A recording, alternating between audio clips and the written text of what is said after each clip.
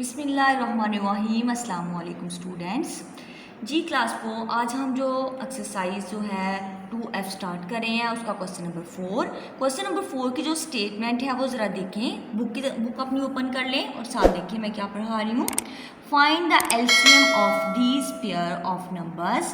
कहते हैं जो हमारे पास यहाँ पे पेयर ऑफ नंबर हैं उनके आपने क्या फाइंड आउट करने हैं, LCM using the prime factorization method. Prime factorization method को यूज़ करते हुए आपने उनके एलसीएम फाइंड आउट करने हैं। अब ये देखिए मैं आपको करके बताती हूँ हमने कैसे करना है। क्वेश्चन ये समझाया, क्वेश्चन नंबर 4 को समझाने के लिए मैं यहाँ पे बी पार्ट जो है वो मैं आपको यहाँ पे समझाऊंगी कि हमने कैसे यहाँ पे एलसीएम फाइंड आउट करना है। सबसे जो और बी पार्ट में जो है वो उन्होंने हमें दो नंबर जो दिए हैं वो है 12 एंड 16। अब ये देखिए सबसे पहले हम यहाँ पे जो है वो प्राइम फैक्टराइजेशन करेंगे 12 के लिए। जी 12 को हम सबसे पहले सबसे छोटे नंबर से डिवीजन करते हैं। प्राइम फैक्टराइजेशन जो है 2 का टेबल यूज़ करेंगे।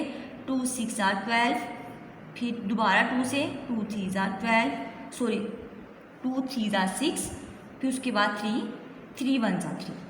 अब इसके बाद नेक्स्ट हम करेंगे 16 के लिए। 16 के लिए भी हम 2 टेबल ही यूज़ करेंगे। 2 8 are 16, फिर उसके बाद दोबारा 2 के साथ 2 4 are 8, 2 2 are 4 एंड 2 1 are 2। जी ये तो हमने कर लिया प्राइम फैक्टराइजेशन। अब इसके बाद हम यहाँ पे इसके फैक्टर्स राइट करेंगे। आप यहाँ पे राइट करेंगे factors of 12। Ji factor of 12 देखिए वो क्या है, 2 × 2 × 3। तो हम राइट करेंगे 2 × 2 × 3। फिर इसके बाद नेक्स्ट जो है हम राइट करेंगे फैक्टर्स ऑफ 16। तो उसके लिए आपने ये राइट करना है 2 × 2 × 2। 4 टाइम जो आप राइट कर दें 2 × 2 × 2। अब देखिए 4 क्लास हमने यहाँ पे जो है वो कॉमन फैक्टर ढूंढना है। कॉमन फैक्टर कौन से है, तो कॉमन फैक्टर देखें तो हमारे पास एक तो ये 2 कॉमन है, उसके बाद एक ये 2।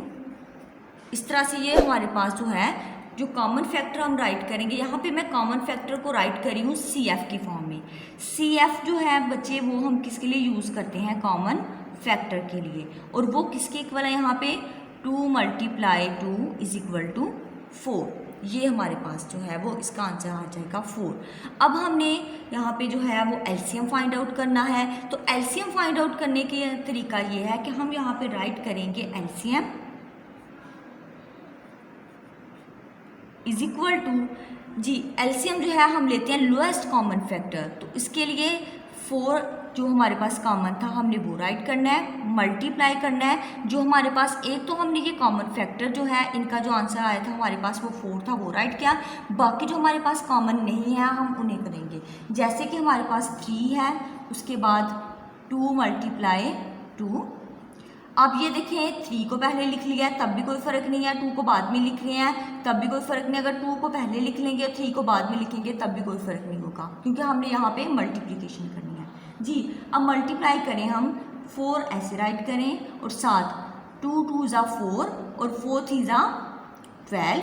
जी अब हम 12 को 4 से मल्टीप्लाई करें तो 12 4 = 48।